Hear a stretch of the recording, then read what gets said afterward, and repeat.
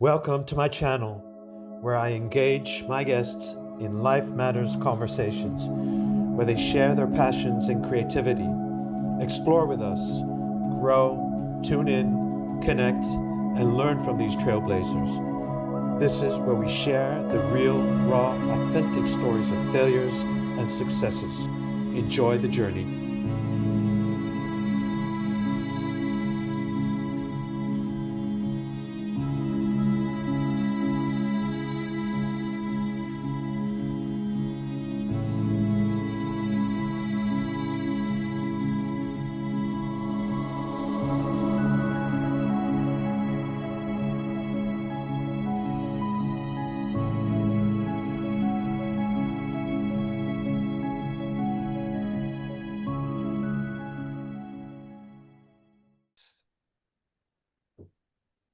So, welcome again today to the show, Life Matters Conversations. And I have a special guest here today. My God, another trailblazer, a gem that you rarely find around that often. And her name is Randi Hausmann. And I met her about 20 years ago in a training, and I've been following her ever since. And we only spoke maybe another 10 or so years ago by phone, but I've been tracking her and following her and looking at what she's doing and checking out her posts. And uh, it's just really wonderful work that she does. And I really identify, and she does much of the things that I also bring into the world. Very, very inspiring. Uh, and specifically, you can't go wrong when you read something such as Heaven on Earth Mentoring, which she has on her profile. And that's like, okay, I'd love to have her on my show and check out what she's been doing. And I'm going to leave it up to her to introduce herself a little more and the things that she's doing. And we're just going to have this conversation and see where it takes us. So thank you very much for Randi. Thank you so much, Robert, for having me. Such a pleasure to be here with you. You know, you've been one of my first teachers that I ever had in my life. I think I was like in my early 20s when we met. And I was like in the middle of my darkest night of the soul. And you were one of the people who really saw me, who really saw through this.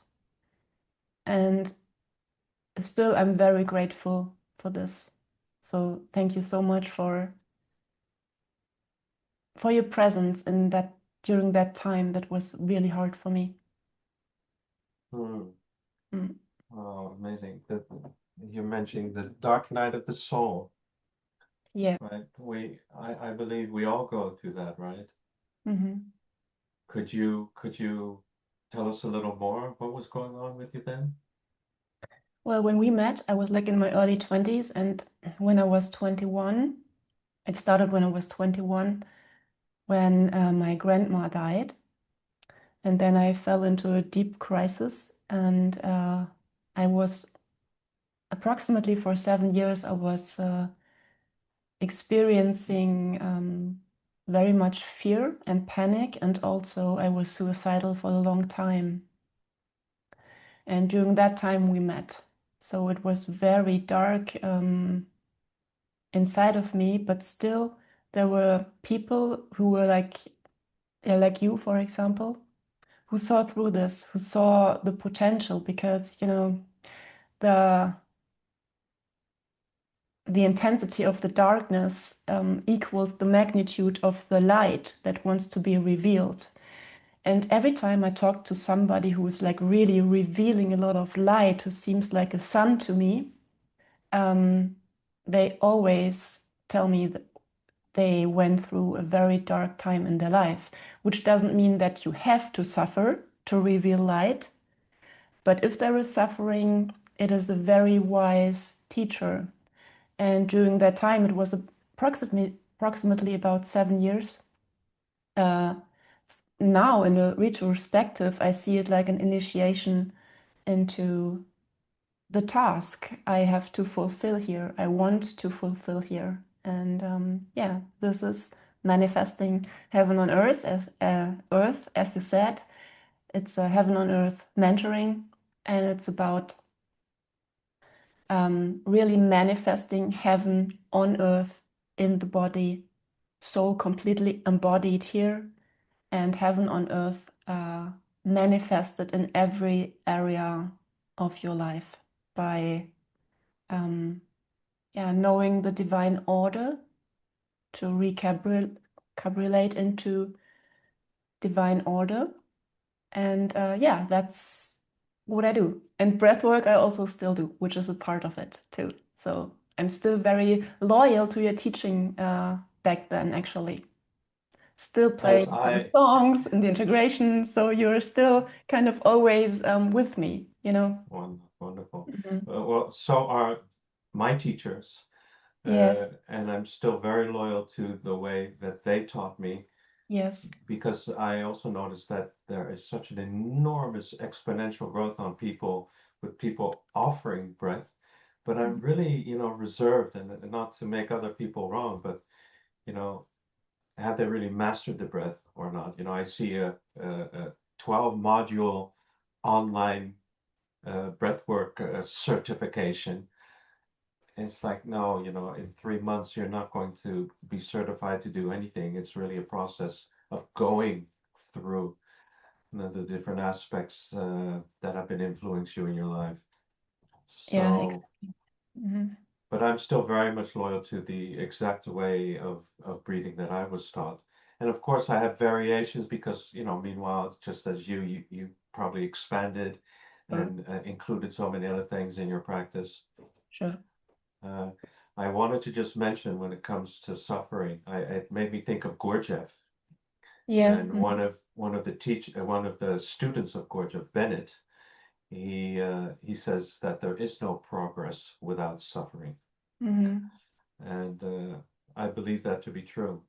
And as you're saying, the magnitude of the light you bring is very much also Mhm. dependent on the yeah that dark place that you had to go through.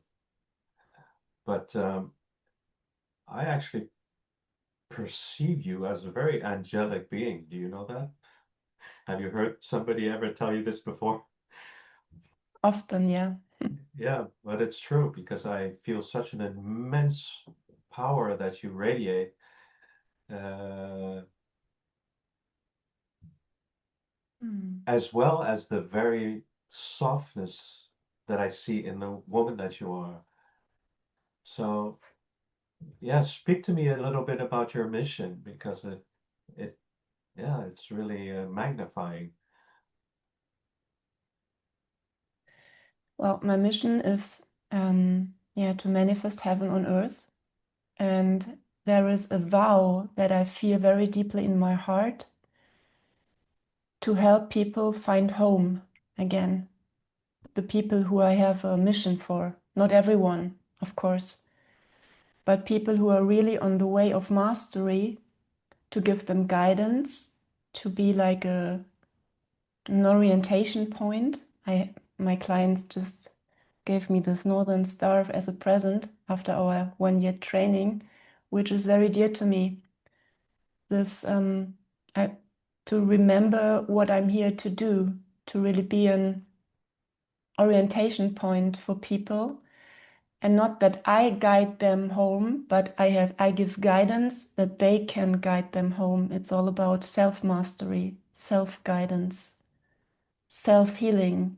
I'm not the one who heals, I'm the one who helps people to heal themselves, which is easy when you know the divine order. And for me, it's very much about tuning into divine order, applying divine spiritual laws into your daily life, and not being like, when you talk about angelic being, it is not something which is not in the daily life. It is not something like in the spiritual bubble. We often experience people like meditating themselves into some bliss state.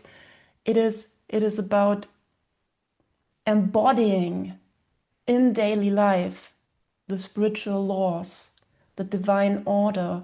What does it mean to love, to really love yourself in an average day? How do you act on self-love? For example, if somebody is, stepping over your borders, or if you have unpleasant feelings, how does this show up in your daily life that you really love yourself and not as we see it often in the spiritual circles, you have like a weekend and then this is full of bliss and love. And then you go back into your daily life and everything's just, same Exactly. patterns come in Yeah, and, exactly. yeah. And then what? And then what? Right? Yeah. Next weekend, where I can experience some bliss in some group meditations or so. So this is not something I'm looking for. I'm really looking for deep transformation that shows up in everyday life. Very practical, actually. Like grounding the spiritual laws, spiritual, divine order into daily life. So Right. it is very grounded what I teach. Yeah. It is a combination of high wisdom and deep grounding. It's actually a spiritual truth Yeah. because, but then to get there, to have such an immense level of faith that you trust that there is a higher intelligence that Mhm. is always at play. We cannot corrupt nature. No. We can try, right? But nature will always repair itself. I'm absolutely convinced. And Mhm. to trust that is is is is quite an adventure, I would say. But it is about bringing into practice everything that you teach, because otherwise, well, we could continue talking about it on end, but it's not going to change anything. So Exactly. many people believe, oh, spirituality, oh, that's really, woo Mhm. woo, it's all the way out Woo. there. No, it has nothing to do with that at all. It has a practical application. But Exactly. Otherwise, it doesn't. I mean, knowledge, we have so much knowledge. The knowledge is out where everywhere. You go on YouTube, you right, get all the knowledge. You can consume as much knowledge as you want. Knowledge doesn't do it. Knowledge doesn't heal anything. You exactly. have to bring it into action. Bring the action. And Yeah, this is what really manifests heaven on earth because it's an embodiment planet. It's not a, woo-woo planet where we are like floating spirits. It's an embodiment material. It's a planet of matter. yeah. It's a paradise in facts, one could say. Figures I and was facts. I was pretty much challenged when the so-called pandemic hit. That was a moment where I was like, maybe everything that I've been doing until now is what I was waiting for, this moment. And I really went inward and I prayed and I was asking for guidance. It's like, well, okay, if there's still anything I'm supposed to be doing now, Mhm. when the world is being pushed into an enormous level of fear and the frequency was so immensely repressed, it's like if I'm still meant to be doing anything at all, then you're going to have to show me what it is I'm supposed to be doing, right? Mhm. Because I had no clue. I really didn't at that point. Uh, so that was an interesting transformation that I made, and to try and make more sense of everything that was going on. Because I didn't adhere to any of the rules. I didn't put any masking. Italy was very, very bad. So we moved out of Italy on Ah, time. We just shut down our apartment there and we went to this beachside resort 40 miles north of Amsterdam. And we just stayed there for 6 months. And I was just walking on the beach all by myself every single day with my wife, my kid, my dog, enjoying the time. But also sensing this enormous blanket of heavy energy. So I really had to also continue to breathe myself to work through this. and then find a way of, okay, wait a minute, um, heaven on earth, right?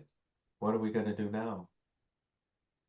So, and ultimately, uh, this had to happen.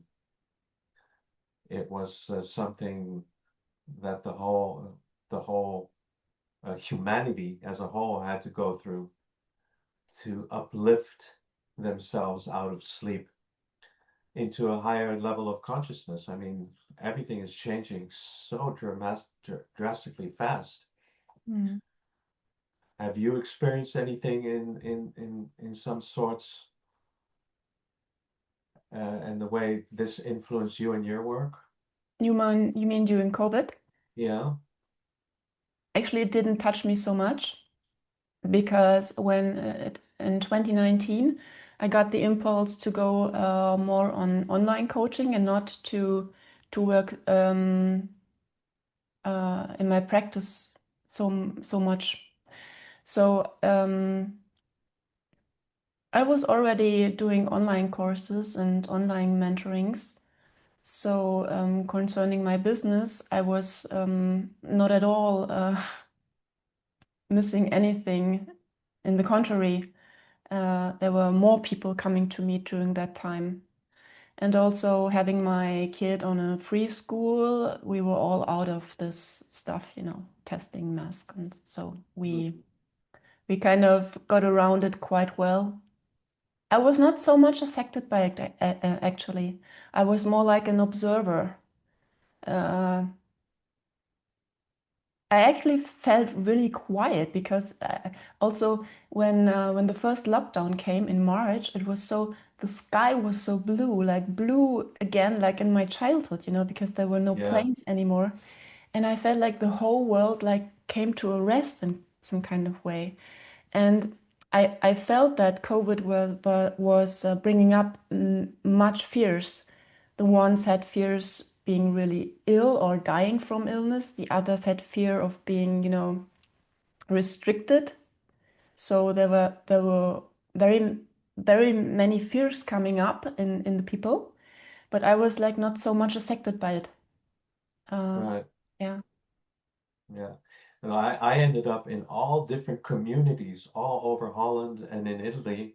Okay. uh, I mean, to me, it felt like the resistance of the Second World War. I mean, seriously, because I was in communities of lots of people with huge death urge, fear.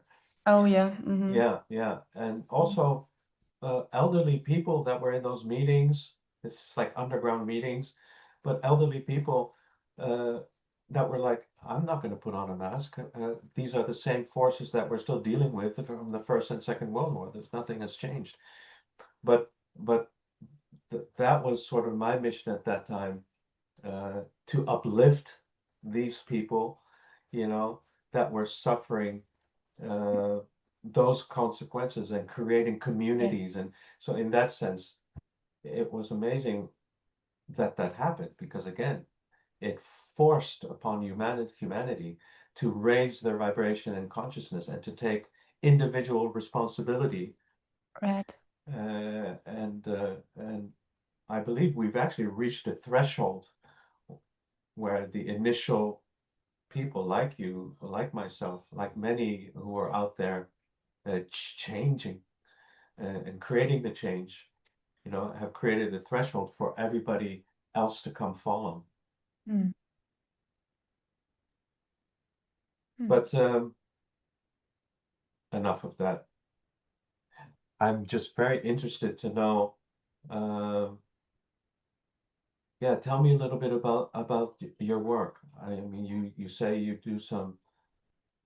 You still apply breath work Yeah. or conscious energy breathing. Mm. Are you still teaching? Are you giving vocational trainings to helping people become breathwork practitioners? Yes, I just finished the teaching, but it is more like an add-on because I also train coaches how to coach people, applying the divine order, like the inner order, for example. There is an order of feelings. there is an order of what is the will, what is the free will, how to free the will, what is spirit, what is ego, what is sadness in its pure meaning, what is anger in its pure meaning. So I'm training coaches, and many of them also made now the breathwork training, because I find it important that when you guide someone through a breathwork session, that you know when feelings come up what their mission is, and that they not just scream something out and don't really know what is going on. So it is always about giving help to guide yourself. Like, for example, there is an order of feelings. We have like 4 main feelings. And for example, sadness. If sadness arises, sadness in its purest form is just its grace. If it is not connected to the story, if it is not bound to pain, if you just experience the feeling of sadness, which has its place in the breast area, if you are how do you say that, hellsichtig, if you can see with your inner eyes, you also see the sadness in the breast area of people. If the vessel is on its right location, if it is located right. Sometimes when sadness is repressed, it can also show up somewhere else, but the real place, the real location is in the breast area. And if you really let the sadness arise and come, what it will do, it will bring your awareness from the outside to the inside. It will connect you with your inside in a very intimate way. That's also why when people cry, if it is really pure crying, not combined with some kind of victim story, it is just tears, you immediately feel intimate with this person. You immediately feel close to that person, because this person is close to himself or herself. Because sadness in its purest form brings back the connection in the inside, where you have been too much on the outside with your focus. So I don't know if you remember when we had the training, when I was in my early 20s, I was always crying. I don't know if you remember that.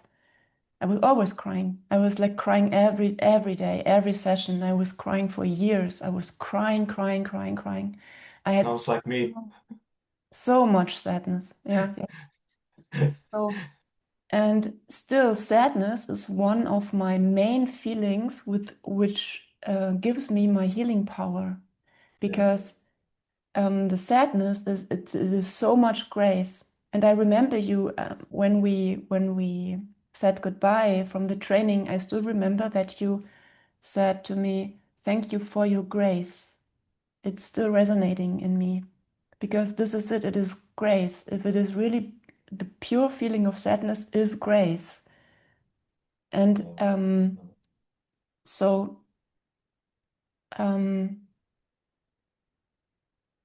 that's the work, to really bend, to make the vessels for the feelings larger, to have the right order inside, to understand yourself, know thyself in the feeling, so that each time when a feeling arises in people, they don't need a coach anymore. They don't need someone to tell them this is this and this is that. They can process themselves, because they know what is going on inside of them, which is kind of I know you're a tantric person as well. Me too. It is like going really into the sensation, bringing awareness to the sensation, and knowing yourself in the sensation. So in sadness, as I just said, is one of my vessel for sadness is very, very big. And this is also a reason why people often, when they meet me, they feel immediately very close to me. You know, they feel like they can open up very naturally. This is because I have a huge vessel of sadness, which um, connects me with myself, and so the connection with the others is also as intimate. I mean, if they want, Yeah, yeah. you It's know. that place of vulnerability, Yes, and it's exactly. so big, It's very pure. which allows other people into that container that you carry. Exactly. I always experience truth actually connected with sadness. Mm-hmm. My moments of aha, these Ah, deep moments of yes. recognition always Mhm. comes with a level of sadness Yes. because It you're is also touched. just the moment just before you arrive home. Right, right. It's sadness. It's Yeah, it's like a so beautiful. transition. Yeah, Hmm. it's so beautiful that you mentioned that because it's so true.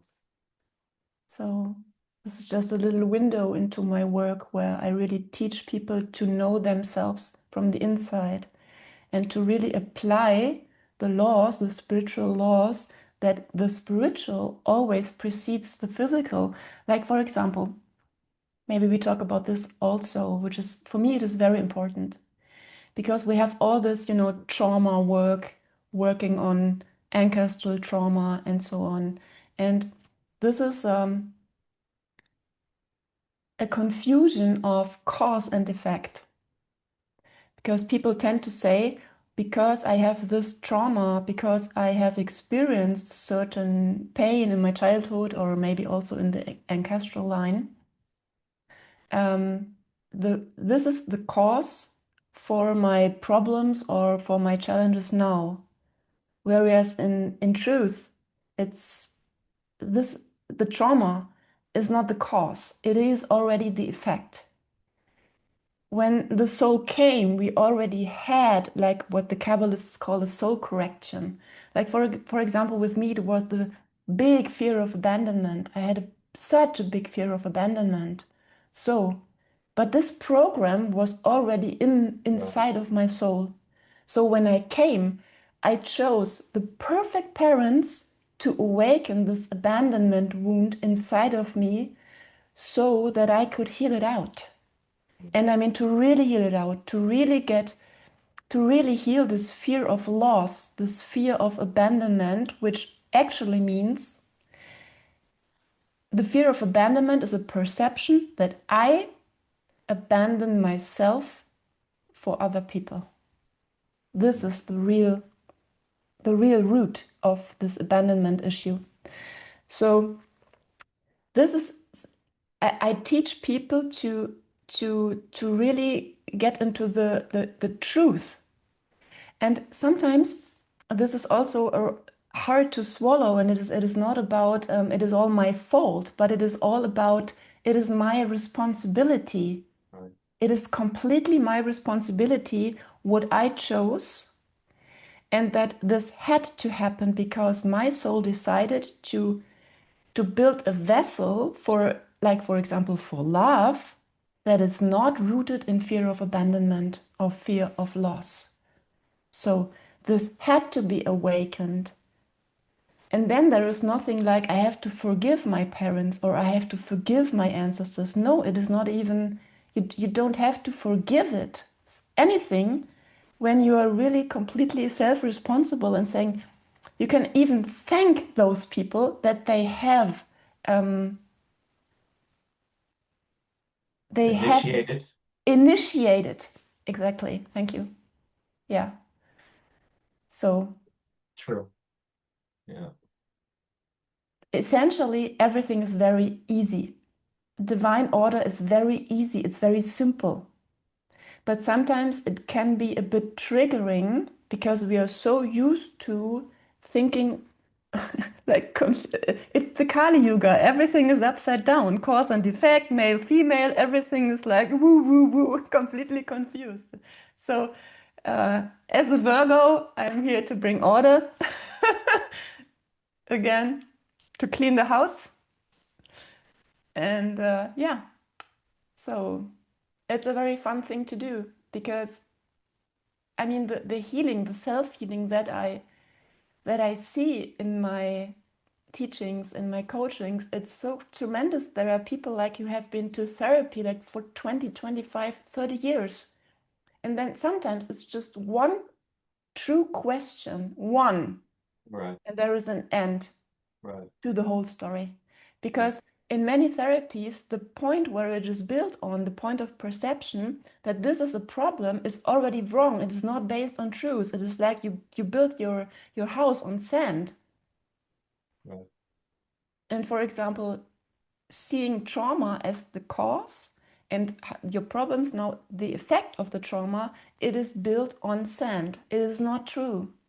So therapy cannot work, not to the extent that I want healing to happen. And I mean like real healing, like it is really done. It is really, I I can really love my parents. I can really honor them.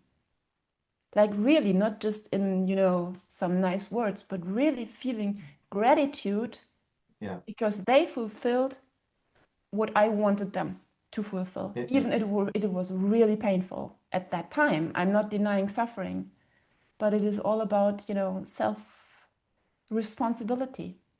Yeah. Reconciliation is really important. One of my approach is I like you're actually saying the same thing in a different way, but I need to get people into the right mind, Mhm. right thinking. Yes. Often I don't let people finish their story and they get so angry with me. But I'm You like, I don't, interrupt, I know. I interrupt too. We are impossible. yeah. And then they get all angry, "Yeah, you don't listen to me." And I was like, well, who in your family never listened to you? Yeah, you're just like my dad. It's like, but I'm not gonna, your story is such a big mess and you want to drag me into your mess. We need to get you into the right place because if the place of departure is already wrong, right?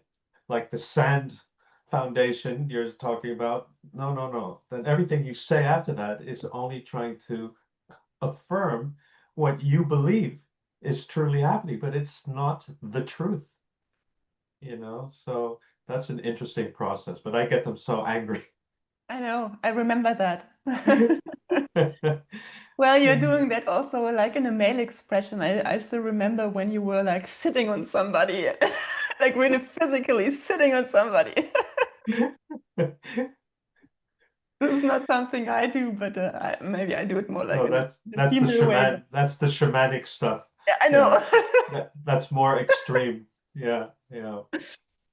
But actually, I learned a lot from you just by observing how you process, how you guide people through their processes. I learned a lot by observing that. Yeah. Oh, thank you. Yeah, but Mhm. amazing. Do you still do live events What? in person? Do you still do live in-person Yeah, yeah, events? yeah, I do. Yes. Okay, Especially okay. breath work, I don't like to do it online. If I have a group, I also do online breath workers when I already know them personally, but I Right, don't do right. online trainings in breath work. Like in breath work, I really want to see, to feel, to touch, to hear, Yeah, you yeah. know. I love the immediate in real time responses. That's so, yeah, Exactly. gratifying when you really can see the shift happening in front of your eyes and how they're melting and they're coming down to the truth, right? It is so A beautiful. complete different from their perception of what they thought the truth was. Mm. But that's really magnificent. Yeah, and Yeah. breath work has been really one big love of my life. Um, I started with you in my early 20s, and I learned many other methods and techniques. But at one point, I all let them go again. But breath work is still, it is still, it is always with So, me. uh, so as you're saying that, I'm like, oh, if because I'm still doing a lot of trainings in Germany. So if I have a larger group, I would love to invite you to co-lead some sections. Would Oh you like yeah, that? Would sure. that be fun? Yeah, that would be fun. Cool. I Yeah, think let's that do would that. be, I Let's think that would be reunite. fun because I Yes. really feel that we're in alignment there. Mm. And yeah, and I especially like what you're mentioning in that universal understanding, Mm. right, of this higher intelligence. But to bring people to that level of trust, that is a beautiful process. It is, I see it like this when you're the coach or if you guide someone, you are the mentor. My task is to like building a bridge. Like I trust in you. I have much Right, faith. What was given to me is really a lot of trust and a lot of faith. I have faith for many, many, many, many people together. So when somebody comes to me and he is in a very deep state of suffering or so, what I have is compassion, like real compassion, like seeing through all the suffering and seeing the potential in the suffering, because suffering is always potential, which goes into the wrong direction. It's proportional, as we said in the beginning. If somebody is really suffering, it equals the magnitude of the potential that this person holds. So I trust in this potential. I right. focus on this potential no matter what. And also, I interrupt because nobody can tell me anything else. I don't accept that. When I'm working with someone and I see the suffering, I see through the suffering, I see how it goes into the wrong direction, and I see how to bring it into the right direction, like the direction that really serves his purpose. And I believe in the person, even if they don't believe in themselves yet, but eventually they will. So this is Right. also some kind of my tasks when I guide people, when I mentor, when I'm in the mentoring, to take on the part of believing in them until they can believe in themselves. Yeah. And I think this is very important that you have someone who really believes in you and who really focuses on your potential and on your goals, even if you cannot do it at the moment, but eventually you will. Eventually you will. Everyone will. It will all, yeah. What we're actually doing is we're planting seeds Exactly. where they still don't have the conscious awareness of the possibility, Hmm. infinite possibility. We're planting seeds, and often I have people call me up. Oh, you won't believe. I'm like, no, don't ask me if I believe. Do you believe? You know, because they were like, oh, I can't find the job that I really need. It's like the job you need is already there. So I planted that seed. And then within a couple of months, they call me, oh, you won't believe it. I got that promotion. I was like, yeah, you have to open up your mind of If the infinite desire is possibility. there, if the desire is there, the fulfillment is already there. It's very simple.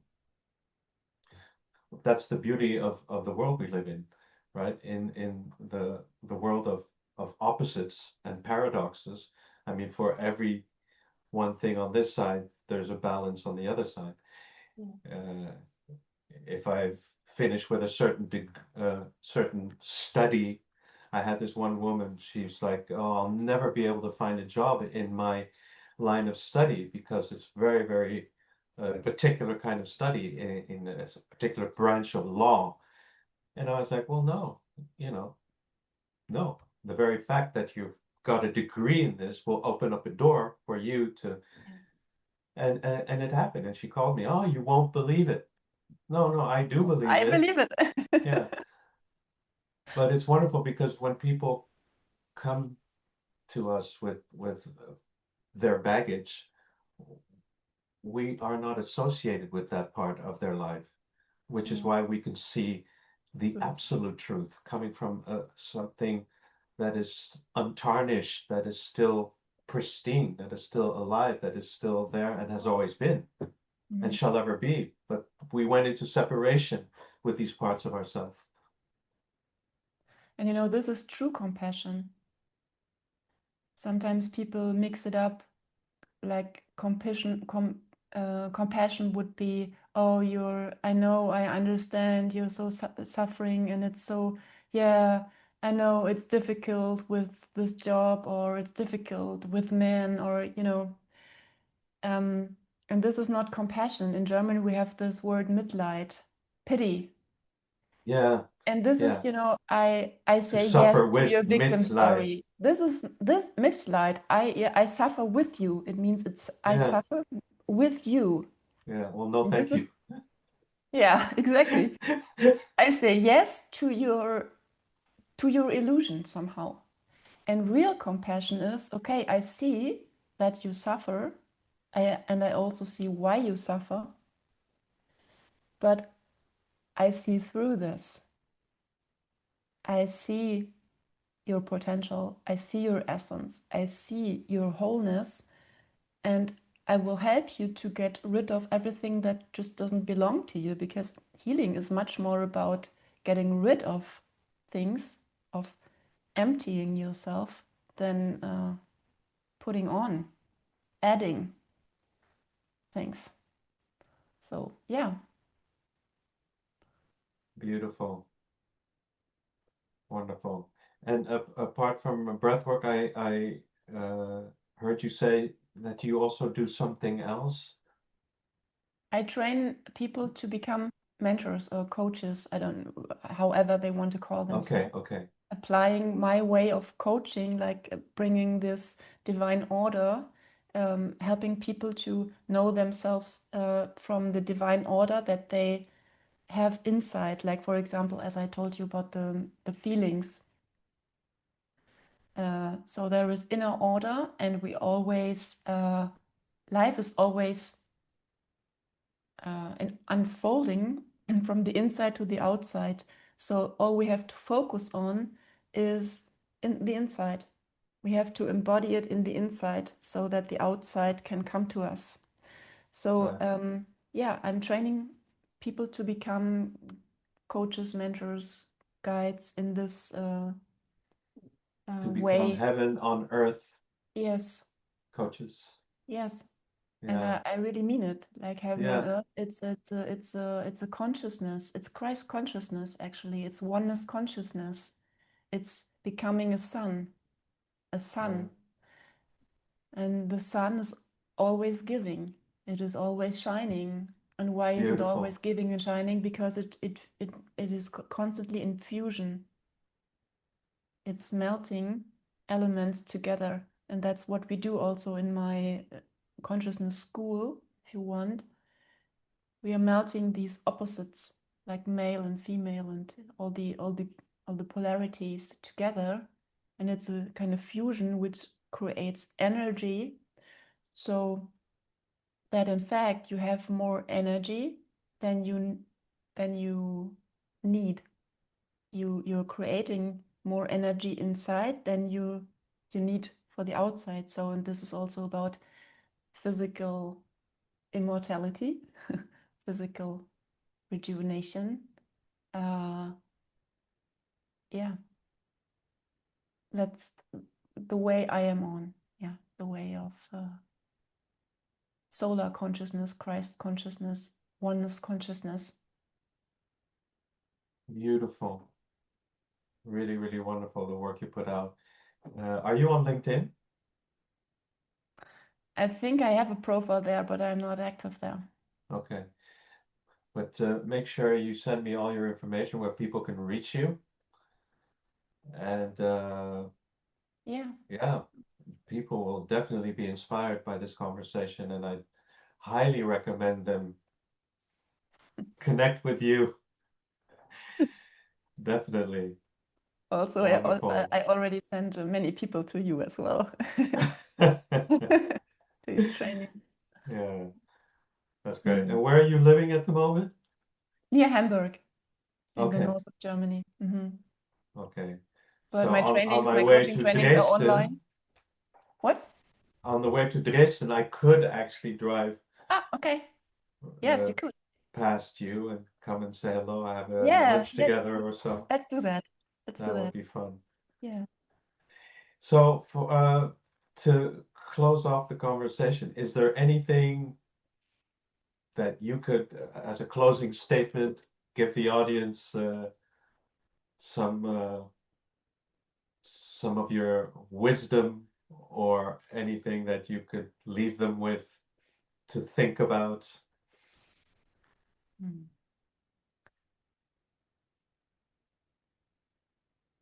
Everything that you desire, everything that you feel in your heart is possible for you, because otherwise there wouldn't be the desire. The desire that you feel is written into your soul because the fulfillment is already there. And the fulfillment is bringing you to it by creating the desire.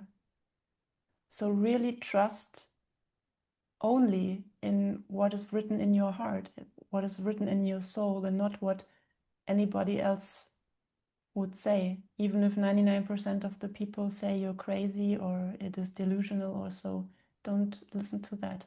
Only listen to what you really desire, and be sure that the fulfillment is already there for you. You can, if you have this, like me, if you have this vision of heaven on earth, on this planet, it is possible for you to live it in every area of your life. That's a beautiful way to close the session here. And Mm. we could go into a complete new chapter when we talk about desire and heart connection, mind-heart connection, inner coherency. And that's beautiful. And I'm sure we'll have another conversation. That would be wonderful. Just Yeah. one question, one more question I have for you. Have you written a book? Yes, when I was pregnant, I wrote a book. When I gave birth on my own, let's say, not in a hospital. I had a pregnancy without any doctors or so. In 2011, I wrote that. What's the title of the book? The title is Unter meinem Herzen. How do you translate that? Like under my heart? No, it's like more. Don't know how to translate it. Like you carry the child and Yeah, beneath yeah, your yeah. heart. Can you say that? That's yeah, it's which is wonderful because there are very specific things in each language, right? Mm-hmm. That are just so perfect in that very language in You which you're cannot trying to translate it. express something. It's almost not translatable, but Yes. it's Also, German is very precise when it also comes to emotions. It is very yeah, precise. yeah. Yeah. So So, yeah, but I'm going to put all your information in the final cut thank you so much. and put it on YouTube. I'm going to promote it. I'm going to make shorts, and I really, really wish you a beautiful, beautiful, beautiful time and so many blessings. And I would love to connect more and yeah, even see if we can collaborate. Yeah, let's do that. That'll be really fun. Thank Thank you you so very much, much. Robert, Thank for you, having me. Randy. Mm, thank you. Mm.